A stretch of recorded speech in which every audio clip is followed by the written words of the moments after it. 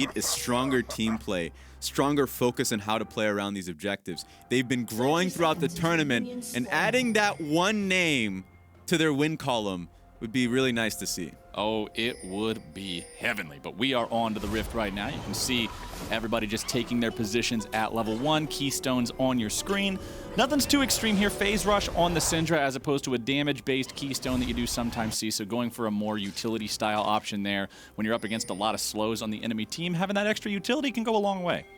Yeah, and even, looking across the pond in the sense that Ace on the Zoe going towards Spellbook, I'm always appreciative because there's a lot of utility on the side of, or like CC elements on the side of LGD.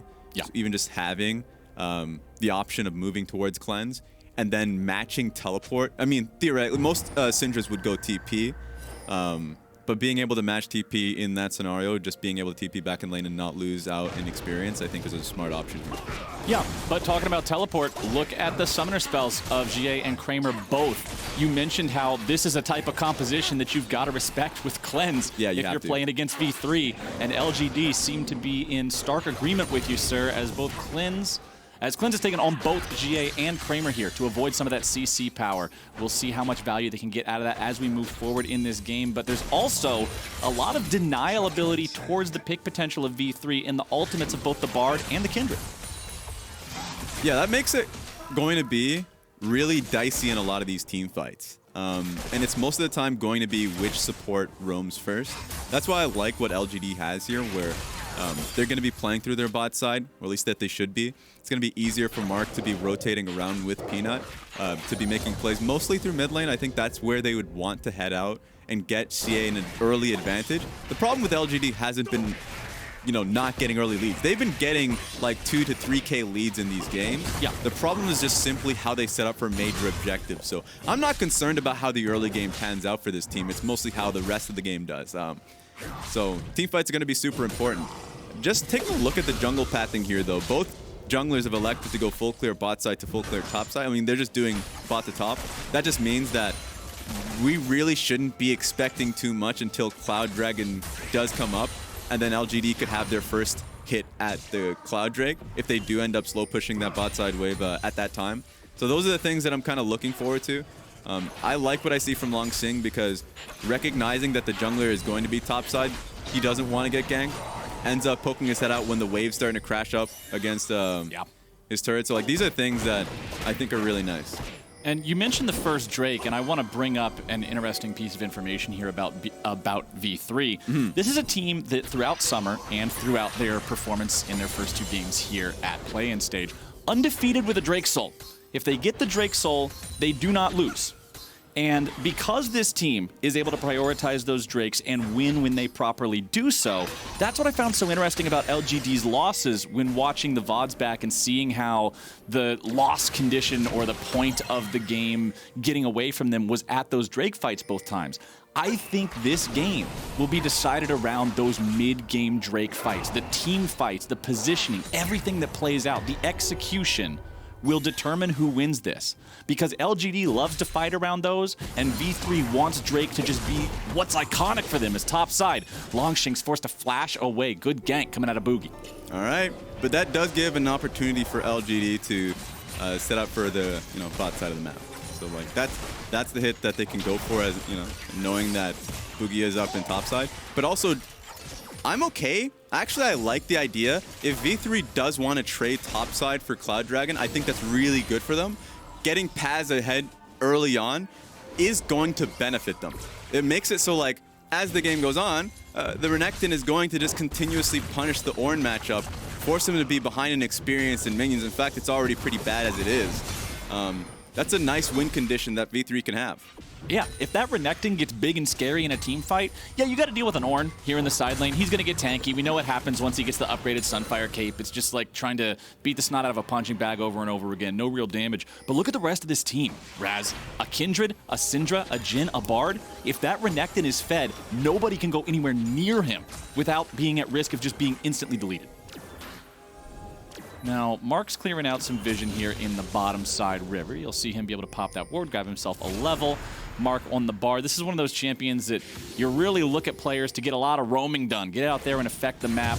Also having Kramer on the Jhin who can farm up pretty effectively there with the grenades. So we'll see how well we track Mark and how much he gets himself all over the rift here as things are proceeding forward. Wants to drop down a little vision in the enemy jungle just to make sure that if Boogie pays a visit down to bottom lane, they're going to know plenty ahead of time. So what I like about the setup that LGD has towards this bot side of the map is that early base that came through from Kramer worked out well for him. Got an item advantage. At some point, Archer, with no mana, does have to go back to base.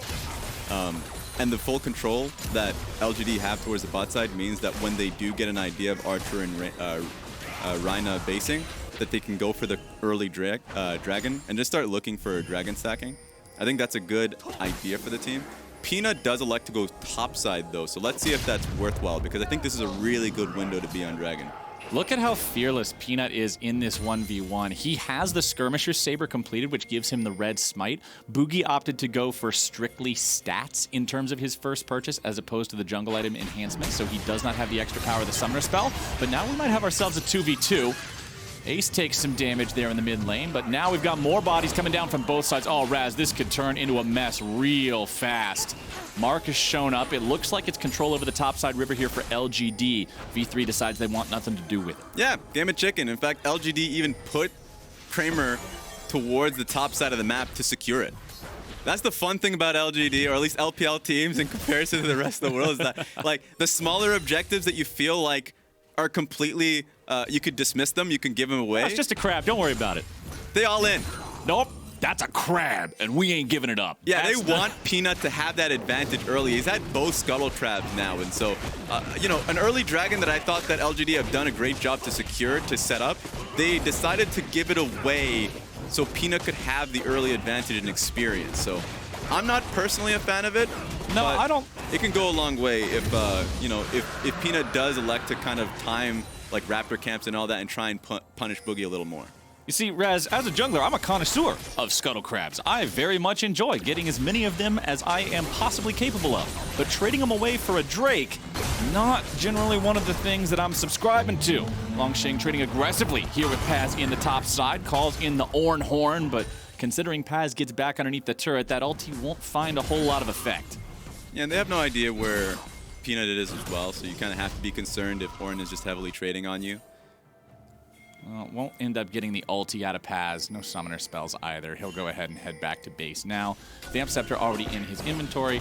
Shopping up here. Should be able to buy the Cutlass. Yep, there it is in the inventory. So just a little bit of extra sustain there. Also having the active means they may be able to facilitate a little bit more power here in the gank if Boogie goes up there. But Boogie is working on that Rift Herald. Remember, we've already only seen one neutral objective go over to the side of V3, working now on their second one. They're down a couple of 100 gold here. A lot of that gold advantage you can see. Mid lane has a small farm advantage. Bottom lane also having about a one-wave advantage. So just a couple of little edges going over to the side of LGD. Turret plates too, as Boogie grabs himself that Rift Herald. 4 minutes to use it. Considering it's not even 9 minutes in, they'll have the entirety of that timer to get turret plate bonuses. For the YouTube viewers out there, I would love for you to just replay back that, just so you can see the setup that V3 had towards the Rift Herald. It was really smart. They had Archer and Reyna just kind of walk through mid lane, and then when the wave was crashing bot side and they knew that Kramer and Mark were not going to contest top side, they sent Archer straight back down and had at least Reyna stay a little longer just in case enemy jungle or mid ends up contesting. So like, they had a strong hover from their bot lane to secure Rift Herald for Boogie, and they didn't lose much for it. This is what I've been waiting for throughout the tournament, actually, and I think this is one of the better Rift Herald setups that we've seen. So it's great to be able to see this coming in from V3, so we can praise it. Very slow early game here from both of these teams. Nearly the 10-minute mark. No deaths on the board just yet. Gold lead still ballooning up a little bit further for the side of LGD. She is sitting in the bush here, has plenty of those orbs summoned up just in case somebody face checks him, but considering the only person nearby is Mark, doesn't look like that's happening anytime soon. The Syndra heads right back into the mid lane to keep that wave pushing out. Zoe with the redemption means Ace isn't too worried about anything here, but Syndra will continue to have priority on the push. Peanut in the top side, running down the lane, might see if he can get involved up here. The Orn ulti is ready to go yet again, But remember, Paz having the Dominus, having Flash, it does pose a pretty scary situation. Kindred can get bursted if she's not careful. True, but ultimates from both Kindred and Orange should secure the kill. I think it was just nice for the, for Peanut to pull back the moment they saw that the control ward was placed down by Renekton. If it hadn't, if he would just mindlessly push in, I actually think that that's a great gank coming in from Peanut. So it's good to at least have him hovered, especially since he's sticking around while they're pushing in. I want to see if that turns into a dive. Lee Sin is nearby, so I don't think it would be successful if he moves into the dive. They're already looking for it here with the Ornn ulti being used. Longsheng getting a lot of damage down on the Paz. He blows him up! What? Goodbye, sir! No assist required. That's a tank, by the way. Peanut's like, oh, okay. Oh, you have this? All right, I'm just going to peace out. The damage of Ornn sometimes, all you gotta do is smile and shake your head, man. That champion is insane in the brain. As topside, the Rift Herald is summoned up. Shelly should do her best, knock down a couple of plates here. Nicely used Ornn ultimate, negating the effect of the Rift Herald. One thing you've always got to be cognizant of when you're up against a Bard, if he's nearby, even if you don't know if he's nearby, if you don't know where he is at all, he could be nearby. He's going to deprive you of that plate money, stop that Rift Herald from getting his job done. Yeah, and it's such a consistent thing that he can do that you do have to have a bit of a mini game of tracking where the Bard is. So you don't want to just waste the Rift Herald. That's why a lot of the times when you see a team going up against the Bard, Rift Herald priority drops a little bit. At the end of the day, teams want to prioritize going for Dragon instead, but just take a look at this because Renekton was actually leaning up in the lane because he knew that Lee Sin was there. He thought that he would be able to have enough time so they can turn on Longsheng instead, but nah, like, he just gets bopped. Bonk. Ornn is just a crazy champion. And now with that extra money in his pocket, he'll be feeling just fine in this 1v1. You can see he already has the Bramble Vest to deal with some of the lifesteal of Renekton. And with the ingredients for the Sunfire Cape in inventory, that completion will soon make him that much deadlier in that 1v1 situation. Gold chart on the left side of your screen, 3 out of the top 4 people in the game wearing LGD colors. This team up over 1,000 gold now. The V3, after having secured the first Drake, are making the call to go for the second. It is an Infernal. LGD with players nearby. TP is coming in. Ornn ulti not yet ready to go. Boogie still in the pit, looking to secure the Drake. Peanut's going to move forward. Could be a smite fight. Jin able to go in with a deadly flourish, and it's stolen away by Peanut. With the Braum already dead, LGD are in a great spot here in this fight. The curtain call shots come through, but they will not chase down an additional kill. Nice fight for LGD. Yeah, I was scared initially because that was V3 having full setup and having Renekton rotate for the fight. He didn't have teleport. It was actually a TP advantage there for Longsheng. And so it was a nice initial play from V3 to be there for the objective. Because if that's 2 Drakes to nothing, that's insane for LGD that were literally just playing towards this side of the map non-stop. And so a steal comes there from Kindred. They focus down the Braum. A nice comeback from LGD. They weren't going to give that one up for free. Paz trading aggressively with Longsheng here in the top lane. Ornhorn summoned up. I don't think the communication was right there. At the same time Longsheng presses R, Peanut starts walking away. Yeah. So Peanut thought the play was over, Longsheng thought it wasn't, and it ends up being a wasted ulti coming out from the Ornn. Zoe finds sleep onto the Syndra, but with Mark nearby, Ace will not get any follow-up, so not really that big of a deal. Also heals coming in from the Bard med pack there, but yeah, Peanut with the clutch smite steal. Remember yesterday when this team lost against Rainbow 7, Jose Dioto was dead. He had there was no smite, there was no jungle. And Peanut was not dead. So you do have a smite, you do have a jungle. And then Peanut loses the smite fight for the Ocean Soul against an Ezreal auto attack. Yeah. So I needed to see the Peanut redemption story here today, and securing that Drake and putting them in a good spot here in the midpoint of this game that's going to be so critical. That's a good start to that story. It is. I think so too. And it also comes down to the other Elder Dragon fight that was also pretty butchered when the jungler was dead as well. So they've had a few of those situations that are so basic. That being said, a great setup here from V3 to, like, at least they're trying to push LGD off this turret. But Kindred's just hovering for them. So the idea was sound, recognized that it wasn't possible, and backed away. I think just watching the tournament so far, V3 are a very conservative team.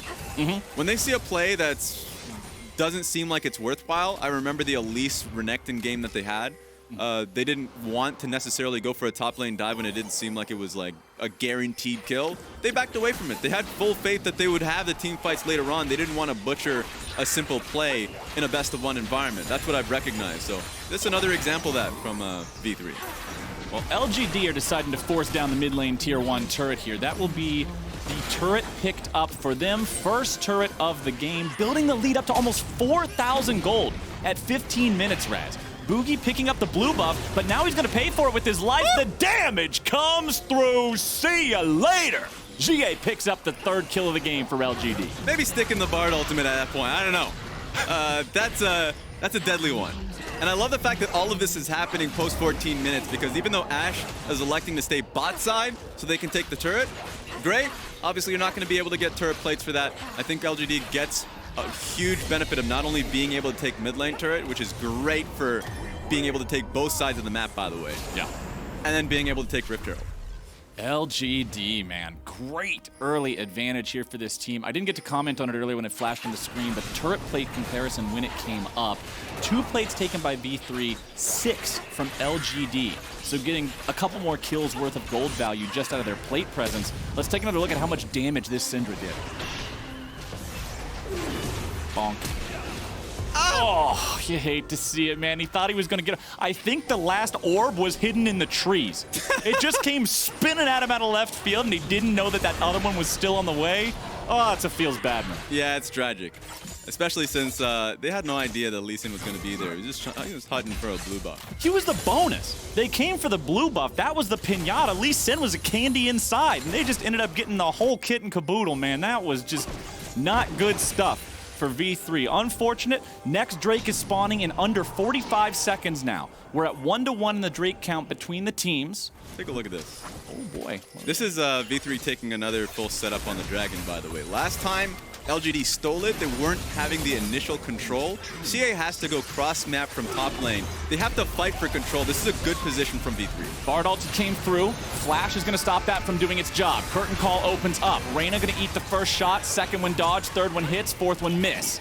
Now LGD is continuing to press forward. They've got their Ornn ulti ready to go. Kindred also having the ulti. Bottom lane has used theirs. Rift Herald's going to be summoned up back in the jungle just sort of as a distraction, marching over towards the mid lane tier 2, given something else to think about. Ornn gets hit by the Sleepy Trouble bubble, immediately woken up there. However, oh no, it wasn't even woken up. He buffered it with the W. Very nicely done, but now the Drake is going to be started off by V3. Peanuts looking. This team does not want to surrender this objective. There's a ward on it. Peanuts over the wall, looking to come in and steal once again. Nice brawn block onto the Ornn Horn. Lamb's Respite comes down, back over the wall. Nice kick onto Peanut. He's going to be forced out of the pit, but now the Drake is slain by Archer as they're looking to go even further. Mark falls. It is a 1+ Drake for nothing, and V3 plays the fight wonderfully. They get rid of Peanut, they kick him out of the pit, and then they take the fight to LGD. V3 is looking like the smarter team of the two.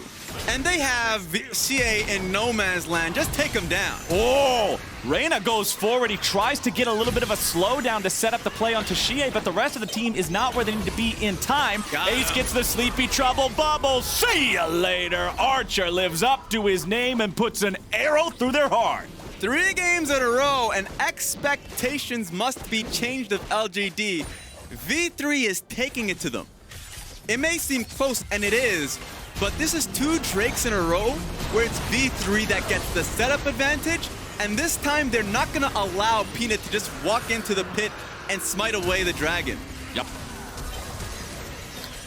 Well done there by them, taking advantage of the fact that, yeah, Kindred places the ulti, and then the ulti's not moving. But Lee Sin can look at Kindred and say, yeah, but you are moving. And then as soon as Kindred is yeeted out of the Dragon Pit, all of a sudden life becomes very easy, my friend. It was Archer who was able to secure the Drake. It was Archer who managed to get both kills in the fight.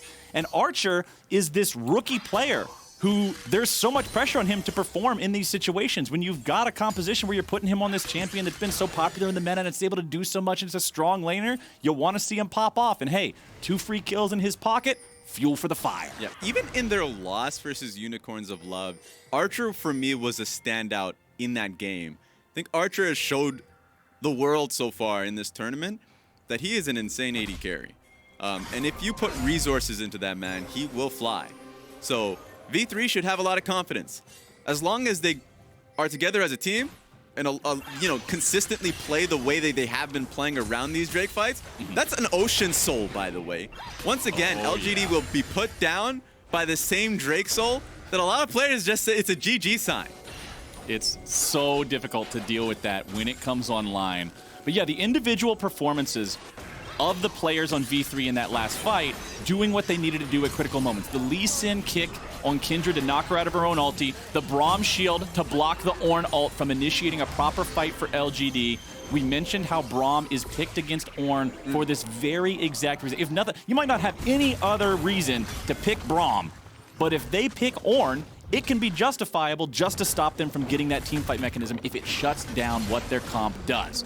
Now, Longxing does have a 2-level advantage over the Renekton, trying to get himself away now. He does manage to grab the blue buff, and although V3 was bringing in backup, that Ornn is just too damn scary, man. He's level 14. He's got the duo of Ornn items, the cornucopia, if you will, of power that this champion just gets for free. Anyone who's not looked up the numbers before, upgrading Sunfire Cape and Abyssal Mask to their Ornn versions gives him over 3,000 gold worth of free stats. He is monstrous right now in this game. It's insane. And if nothing else, it'll just buy time for the rest of the team. And I think that's what V3 was really concerned about. It was LGD getting control of mid lane, and so they can easily just, you know, walk up towards the top side, support the Ornn in the fight, and they would be in a better position there. Ornn would have put down a lot of damage before the actual fight had begun. So V3 is taking it, recognizing that they don't want to make any more mistakes. They're in a fine position in the game. Even though the gold advantage is there for LGD, they can play for Soul Point in a minute's time. Well, we'll see if they're able to secure that priority over the bottom side river as they have in the last 2 points that you already pointed out. 4,500 gold is a pretty intimidating lead, especially with those Ornn items.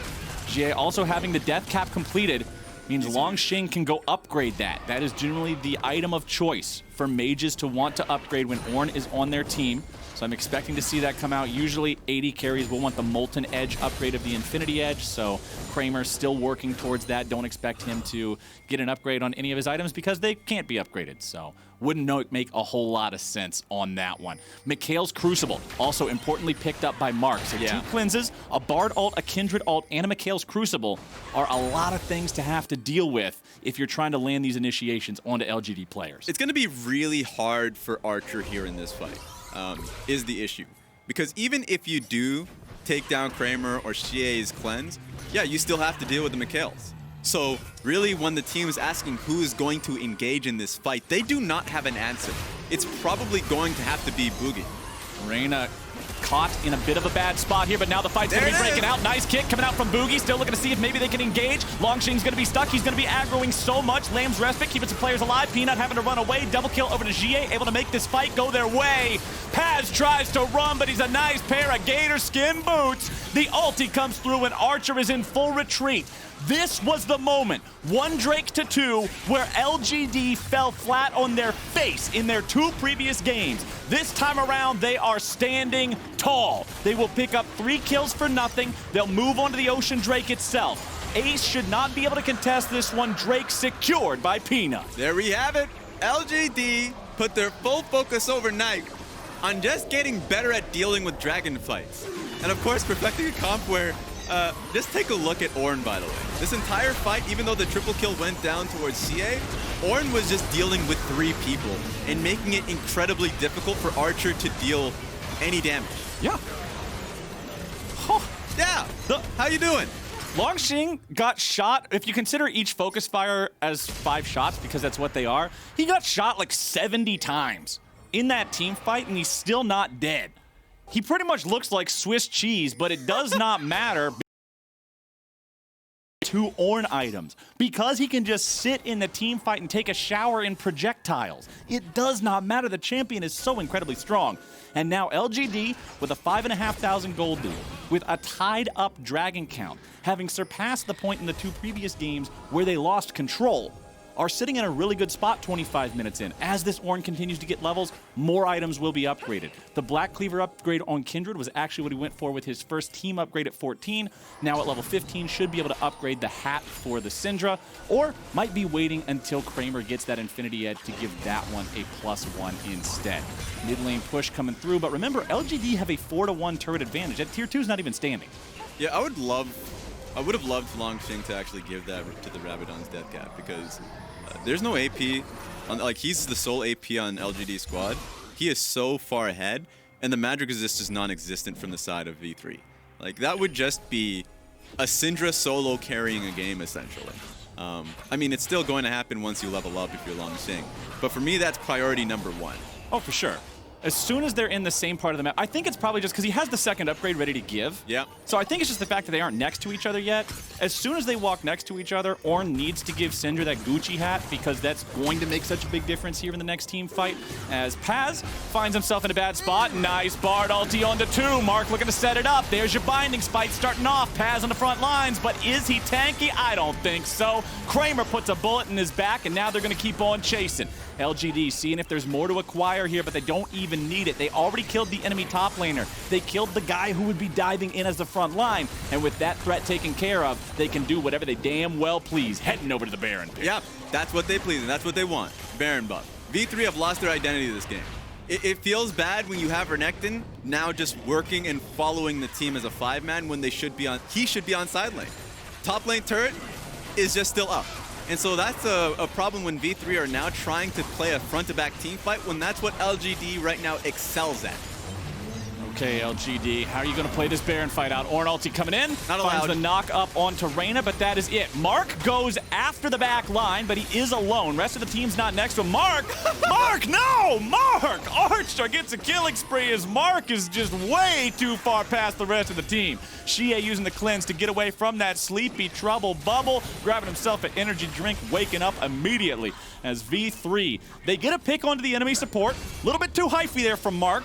But LGD are still in an all right spot, or are they, Raz? V3 are saying, we saw you get back to the base. We're going after the Baron now. Peanuts over the wall. This could be a big moment. Smite fights like this define games of League of Legends. Baron down to half HP. LGD has arrived. Surely V3 does not go all the way for this. No way. They're looking to just blow up Ace, and he's already out of the picture. Now can they find any more? It's the Kindred already down. Peanuts out of the picture. That was a critical error there. Now let's see if they can find anything else off the back of it. V3 cutting away. Longxing at half HP. Boogie's over the wall. Boogie has his flash very soon. Might be able to make some sort of a play, but does not have it right now, meaning there's no chance to really do some sort of a flashy kick. They want to get away from the curtain call.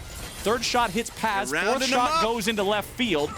Longxing coming around from the side. Xie's there as well, but now Boogie's joining in, able to go for the kick, looking to start things off. Paz is going to be killed off. Xie's still alive. Double kill over to Kramer, looking to find even more. Rat-a-tat-tat, fire the gap. Mark grabs the kill into Boogie, and everybody on V3 is annihilated. A triple kill for Kramer. Get on back into the Baron pit, LGD. Take your prize. And they're right back to step 1 and claiming that Baron. A wild series of events for both teams, honestly, because it was initially Mark finding himself at the wrong stop. Oh, hi, Mark. He was randomly in downtown LA. He's like, wait, I didn't want to go. Oh, no. I didn't want to go here. So that really put them in a bad position. But then from V3 side, it was just miscommunication. Honestly, I think this is fine from the Zoe if the team just wants to turn and fight. But instead, they tried to go on Baron at the same time as the Zoe is trying to set up. So they're on completely different chapters, let alone pages. And from this point, I mean, like, they're just going to round them up. They're on the wrong side of the map, and LGD can clear them out. You can see them try to regroup. They know what's coming. Yeah. Doom is inbound, but they have to try to do something about it. I like the attempt from Boogie trying to kick Xie into the rest of the team, but the damage just wasn't there. And then, man, Kramer just gets paid over the course of this, and we aren't done yet. Paz goes into the Dominus. as we see a lot of damage down onto Peanut here once more. Pops the Lamb's Respite in time, having to flash away, keeping himself alive. Paz goes down first, Reyna on the retreat. Ornn looking to follow up. There's your damage. See you later. Godlike Kramer, bow down and worship, baby. The man is doing some moves right now. Boogie picks up the kill into Peanut. Everybody just disappears before your eyes like some sort of magic trick. Boogie the last man standing, but Kramer is spinning that thing around. He does not want this dude on his feet for long. Fourth shot. You are done, my friend. Longxing in the mid lane, looking for Ace here. He's the last dude alive on the side of V3. LGD, they gotta be hungry for this first win. I expect him to send it home very, very soon as that mid lane inhibitor turret falls. Mid lane getting shot to pieces. Kramer doing a lot of work here on this Jhin. 8-0 and 5. 10K gold lead here for LGD. Yeah, and they don't want to make any more mistakes, so it's smart from them to just head back to base and set up these matchups. So we didn't get to see the full setup as we come back, and it was just honestly V3 trying to take this fight, thinking that they can get the pick on towards Peanut. Peanut had ultimate. I mean, sure, he gets kicked at the very end of it, but it's just so difficult to take a fight into this team. And then off to the side, you can see over the wall. Okay, Boogie comes in. He cleans up Kindred.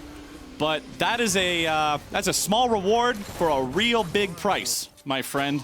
The price has been paid. LGD has been paid. 4,000 damage dealt by the Syndra, 3,500 by the Jhin in that last fight. I think Boogie's kick healed Longxing.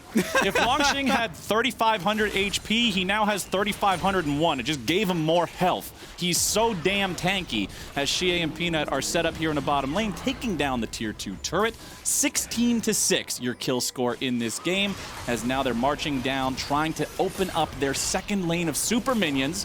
Stun down onto Ace, who barely gets himself away there. If that Deadly Flourish hit, they might have just pulled the go button on that. Volleys fired off by Archer. Baron buffs still around for a couple more seconds. Should be enough to take down this tier 3 turret. And with the inhibitor exposed, I don't see any reason LGD would back away. Not with a lead like this. They might just look to force this one all the way to the Nexus. Both Nexus turrets still at full HP. It would be the only thing V3 could fight on. There's no way you can take a fight in open ground right now on this team. They would need just the perfect setup and for LGD's keyboards to probably not work. Yeah, that's literally what it comes down to for me. Because I'm struggling to figure out what it would take for this team to take a fight. Here we go. It's starting off. Ornhorn summoned up. Braum throws out the shield, but he can't get to the rest of the team in time. Longxing's jumping in, finds the knock-up onto the support. Now looking to regroup with the rest of the team as Mark loses half his HP. Longxing loses about 200. Not too worried about going any further. Mark still may be in some danger. Longxing once again using the Bellows Breath to perfectly buffer away from the sleep. You gotta love that interaction, or hate it if you're the dude trying to CC the Ornn. Over the wall comes Peanut. LGD still looking to maintain their pressure, maintain their position, maintain that advantage, escorting the minion wave into the mid lane. Ace isn't going to find a whole lot there with a paddle star. Longxing back up to full HP. Thank you very much. Warmog's armor. Syndra just took off half of Renekton's health. That Syndra is so damn huge this game. LGD get Nexus turret number 1. They're backing away right now. They used some resources in the last fight, and they're feeling like it's time to regroup before going for the jugular. This is insanely conservative from LGD when literally no one can do damage to Longxing. Yeah. Any resources you throw at him, he has Warmog's regen as well. So it's just LGD desperately not wanting to throw a game away. Which I can respect. After their first 2 games, especially after being ahead of Rainbow 7 and then feeling like it was just sort of tossed away from them, I can understand that bit of hesitation and really just wanting to take the sure thing here. Yeah. Everybody's already got Ornn items on this squad too. Longxing is at 17, which is where you get the last item for your teammates. Bard could get upgraded if he had something to upgrade, but considering he doesn't, it's not going to happen. LGD are just fine without Bard having an Ornn item because they've still got themselves an 11,000 gold lead. All they have to do is bring these super minions to the Nexus turrets, take that last one down. You can see Kramer has 5 out of 6 items complete, and the 6th item slot does have a stopwatch in it, so plenty of outplay potential there. V3 needs a miracle at this point in time. Longxing looking to chase down Reyna here, but won't find that volcanic eruption to manage to secure any sort of a slow. Drowsy, Bellows Breath. We've seen it happen 3 or 4 times already. Longxing knows the play, man. All right, I guess we're just going for Soul. Let's do it. V3 right now just needs... Boogie? Okay, well, Boogie, I don't think this is where you need to be, my friend. Ace tries to get away from Kramer, who's in hot pursuit. Meanwhile, it's going to be a 4v4 back in the mid lane instead. Cameron, go back to the left, please. I got to see the rest of the fight as Bar's looking to find some CC down into Boogie, looking to get himself away. Dragon secured over by Peanut instead. Paz trying to find some damage down into GA as Longshing's going to be stuck in the middle of 3. They finally kill the unkillable. It can be done.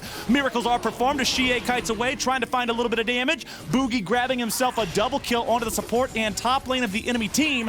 V3 take a win here, but now what can they get? There's got to be some sort of a reward. You can't just trade the soul for nothing like that. Just for 2 kills, it will not work. Kramer and Peanut, double marksman squad, going after the base now. There are still 4 players left alive on the side of V3. It was a 1-for-2 overall. Ocean Soul also now on the side of LGD. V3, yeah, for the first time in a long time, they got an advantageous kill trade, but at what cost? LGD pushing down the tier 2 turret there in the top lane. Arrow makes a beautiful field goal, but unfortunately those aren't worth any points in League of Legends. Paz coming around from behind, running like a bat out of hell. The Gator got his Nikes on as Peanut tries to kite away now, and Paz just bites off more than he can chew. That is a nearly full build Jhin, and you are not in the kind of spot to be able to contest that one. One single shot, 50% of Boogie's health bar, and Ornn has returned. Kill him once, and now he's just the same thing, but he's mad. Peanut shows up, grabs the kill onto Paz, and with the enemy top laner down, we'll see what else LGD is able to find here. Ace loses half his HP. Peanut still burning away here a little bit, could be in danger. Boogie with the sonic wave over the wall, won't find the mark. He wanted to just try to assassinate him there at the very end, as the inhibitor falls again in mid lane.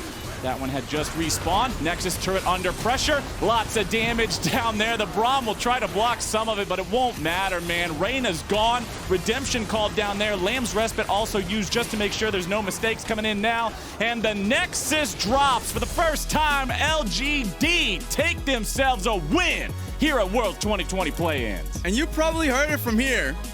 The biggest sigh of relief from Peanut that they do have a win on that column. They took Amazing's advice, straightforward team fight comp. Yes, sir. There were a lot of moments where you had to be hesitating, because I thought V3 actually played the early portions of the game pretty well around the first few dragons. I thought LGD have a few points that they need to take a lesson on V3. So kudos to V3 on the early portion of the game.